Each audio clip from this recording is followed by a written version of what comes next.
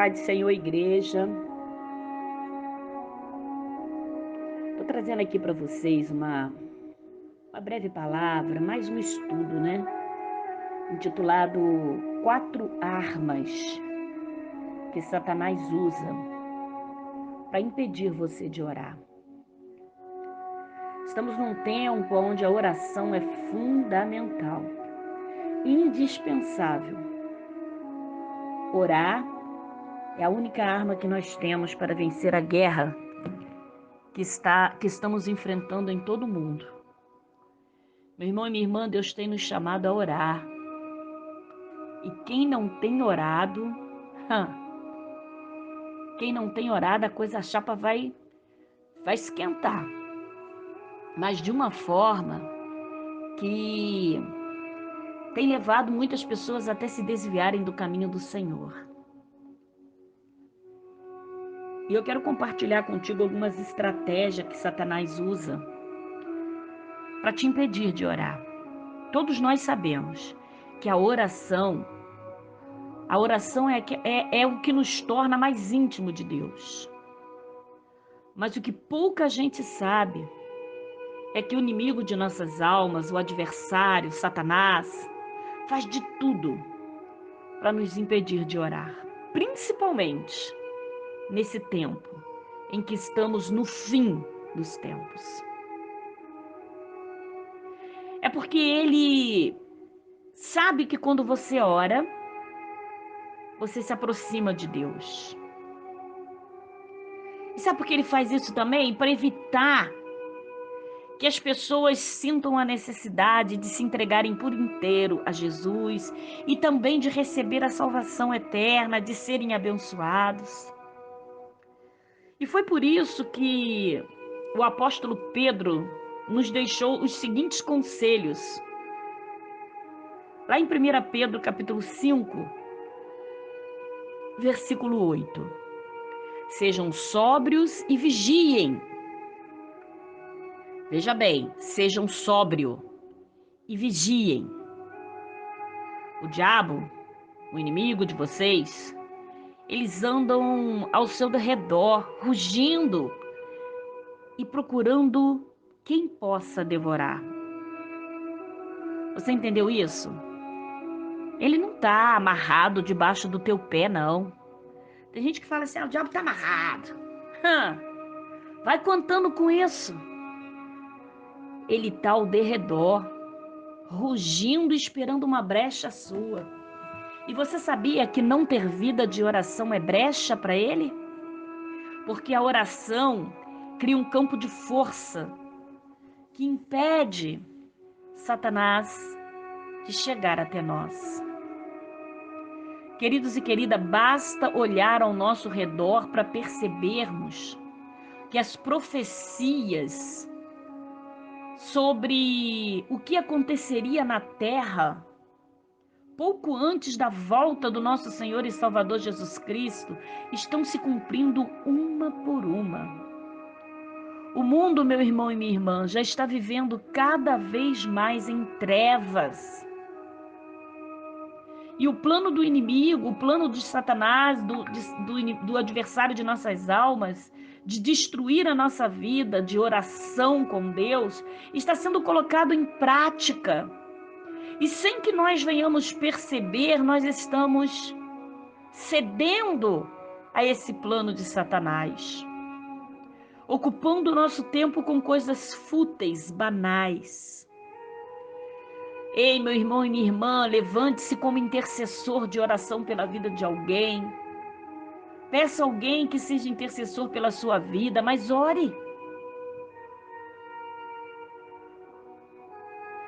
Por isso, queridos e queridas, eu quero trazer para você aqui 4 armas para o teu despertamento espiritual. 4 armas que Satanás usa para tentar te impedir de orar, para tentar te tirar dessa comunhão com Deus, para tentar impedir que você fale com Deus, se proteja, seja abençoado, respondido, ouvido e tenha comunhão com o teu Salvador, com o nosso Salvador. Vamos à primeira arma. A primeira arma é a culpa. Em Romanos capítulo 3, a Bíblia diz que todos nós somos falhos e pecamos e que não merecemos estar na presença de Deus. Isso realmente é verdade. Mas Satanás usa nossas falhas para nos convencer de que não adianta nada nos aproximarmos de Deus porque somos indignos da sua misericórdia e não seremos ouvidos por Ele. E por causa disso, muitos cristãos têm deixado de orar e acabam esfriando espiritualmente e se afastando do Pai. Ah, meu irmão e minha irmã, isso significa que não devemos nos sentir culpados pelos nossos pecados, a ponto de nos impedir de orar, mas pelo contrário, é aí que nós devemos orar. A culpa tem o seu lado positivo, porque é através dela que podemos refletir sobre os nossos erros, nos arrependermos e mudar o nosso comportamento. O que não podemos permitir é que o diabo use a culpa para tentar destruir a nossa alma e principalmente a nossa comunhão com Deus, o nosso tempo, o nosso momento de oração. Da mesma forma que Satanás enganou Eva, ele nos engana hoje, disfarçado. Ele se disfarça. Ele disfarça o nosso pecado, o pecado com prazer, alegria, sensação de poder, de uma falsa liberdade. E quando pecamos, ele é o primeiro que vem e lança acusação na nossa mente e tenta nos manter presos ao pecado. Nos faz acreditar que não existe mais perdão para nós. E começa, olha só, você traiu o teu Deus, você traiu a tua liderança. Já imaginou se a bispa souber que você está fazendo isso? Você não é mais digno de pregar, você não é mais digno de orar, você não é mais digno nem de falar com esse Deus aí. É melhor você sair fora dessa igreja. É melhor você não orar mais não. Tu acha que Deus está te ouvindo? Você está fazendo isso, você está fazendo aquilo. Ei, meu irmão e minha irmã, agora é que é hora de você se arrepender e se consertar. E correr para os pés do Senhor Jesus. A Bíblia diz que Cristo veio ao mundo, pagou nossas dívidas com o preço de sangue e nos libertou do pecado. Essa é a razão pela qual você não precisa viver debaixo da condenação de Satanás. Jesus já conquistou o perdão para você no Calvário. Basta de fato você se arrepender, dar as costas para o pecado e não praticá-lo mais. E não deixe Satanás ficar te culpando, te acusando, porque essa é a primeira arma, a culpa. A segunda arma é o próprio pecado. Uma das coisas que Satanás sempre vai fazer para impedir que você ore é tentar mudar a sua visão sobre o pecado. Ou seja, ele fará de tudo para que nós venhamos acreditar que um pecadinho aqui e outro pecadinho ali não tem nada a ver, não tem nada demais e que não irá nos prejudicar. Mas isso é uma grande mentira.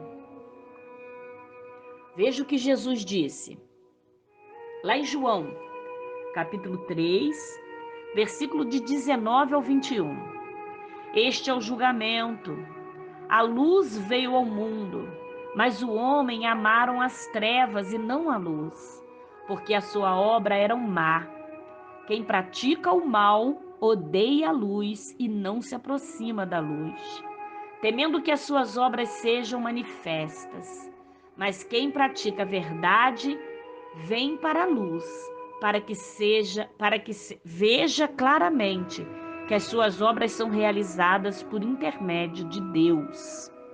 Sabe o que isso significa? Isso significa que quem pratica o pecado se afasta da luz, pois o pecado nos separa de Deus, vai dizer lá em Romanos, capítulo 3, versículo 23.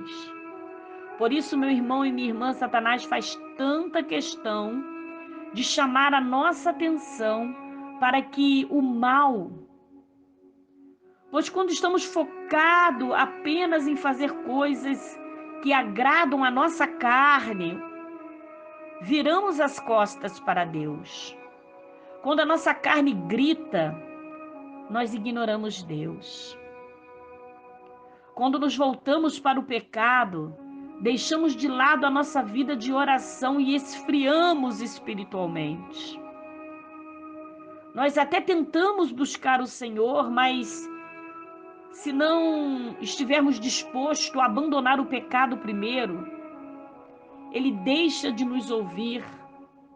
Como está escrito em João capítulo 9, versículo 31. Sabemos que Deus não ouve a pecadores, mas ouve ao homem que teme e pratica a sua vontade. Então, queridos e queridas, dê as costas para o pecado. Se arrependa. Isso é muito sério. Por isso, não se prenda a nenhum pecado. Em vez disso, peça ao Senhor que te dê força para vencer a tentação da sua carne, a tentação do inimigo. A Bíblia diz, resisti ao diabo, e ele fugirá de vós. Mas antes diz, sujeitai-vos, pois, a Deus. Primeiro você precisa obedecer a Deus para ter força de resistir à tua carne, de resistir ao diabo. Obedeça a Deus e resista ao diabo. A terceira arma é a distração. E esta arma tem pegado muitos crentes, muitos obreiros, muitas pessoas que têm achado que estão com tudo com Deus, mas estão, na verdade, distraídos. Segundo o dicionário, distração é deixar a mente solta em muitas direções. E o diabo sabe que a nossa mente, se ela não estiver focada em Deus, a nossa fé irá enfraquecer. Veja só o que a Bíblia diz lá em Tiago, capítulo 1, versículos 6 e 8. Peça em fé, sem duvidar, pois aquele que duvida é semelhante à onda do mar, levada, agitada ao vento. Não pense tal homem que receberá coisa alguma do Senhor. É alguém que tem a mente dividida e é instável em tudo que faz. Há muitas maneiras que o inimigo usa para nos impedir de orar com fé e avançar a caminhada com Deus. Pode ser através do pecado, dos vícios e até mesmo de coisas que parecem ser inofensivas, como internet, televisão, celular, conversas com amigos, amizades. É por isso que a Bíblia diz: livre-nos de tudo que nos atrapalha e do pecado que nos envolve, e corramos com perseverança a corrida que nos é proposta, tendo os olhos fitos no Senhor Jesus, autor e consumador da nossa fé. Ele, pela alegria que lhe fora proposta, suportou a cruz, desprezando a vergonha, e assentou-se à direita do trono de Deus. Lá em Hebreus, meu irmão e minha irmã, capítulo 12, versículo 1 e 2. Meu irmão e minha irmã, devemos nos livrar de tudo que nos atrapalha. E isso não precisa necessariamente ser um pecado, mas tudo que se torna um empecilho na nossa caminhada, tudo que entrar entre você e o Espírito Santo e o teu tempo com Deus. Faça uma reflexão. O que tem te atrapalhado hoje? Você já orou hoje? Ou o que te atrapalhou e impediu de você orar até agora? O que te impediu que você até esse momento não colocou o teu joelho no chão e não falou com Deus? São as redes sociais? As fofocas? Fofocas sobre a vida alheia, fofocas sobre as suas autoridades, sobre as tuas igrejas, sobre os teus irmãos na igreja? Ou quem sabe fofocas sobre as celebridades? É uma novela? É um jogo de futebol? É um namorado? É alguém que você está gostando? É a vida dos outros? É a sua família? São as amizades? O que te levou até esse momento a não orar? Não importa o que seja, não abandone a sua vida de oração, nem tire os olhos de Jesus. Eu não estou falando que é errado ter momentos de descontração, não. Mas precisamos vigiar para que nada nos impeça de ter um relacionamento de verdade, de oração com o nosso Senhor e Salvador Jesus Cristo. E a última coisa aqui é o cansaço. Isso mesmo. É através da oração que recebemos sabedoria e direção de Deus. Temos a vida abençoada e principalmente ficamos fortalecidos para resistir os ataques do diabo. É por isso, meu irmão e minha irmã, que o inimigo se levanta contra a nossa vida. Ele nos sobrecarrega com problemas e dificuldades para que fiquemos cansados e não queiramos mais orar. Cuidado com o cansaço. O cansaço é uma arma perigosa usada por Satanás para te impedir de ter uma vida de oração. Isso acontece com todo ser humano, inclusive aconteceu com os próprios discípulos de Jesus. Na noite que Jesus foi traído, ele estava no Getsêmani, se sentindo profundamente angustiado. A história vai contar que Jesus pediu para que eles vigiassem e orassem. A história da humanidade iria mudar para sempre naquele momento, pois ele estava a ponto de se entregar em sacrifício pelos pecadores. E claro, na hora que a sua história está para ser mudada, Satanás vai te colocar um cansaço muito grande. Na hora que a sua história, preste atenção nisso, que essa é a chave da palavra. Na hora em que Deus estiver para entrar, para mudar a sua história, para mudar o seu cativeiro, virar o seu cativeiro, para mover as águas na tua vida, para mudar toda a situação, para te entregar uma bênção, Satanás vai te colocar o cansaço para você não orar. E nesse momento que você não orar, você vai retardar o processo da bênção na sua vida.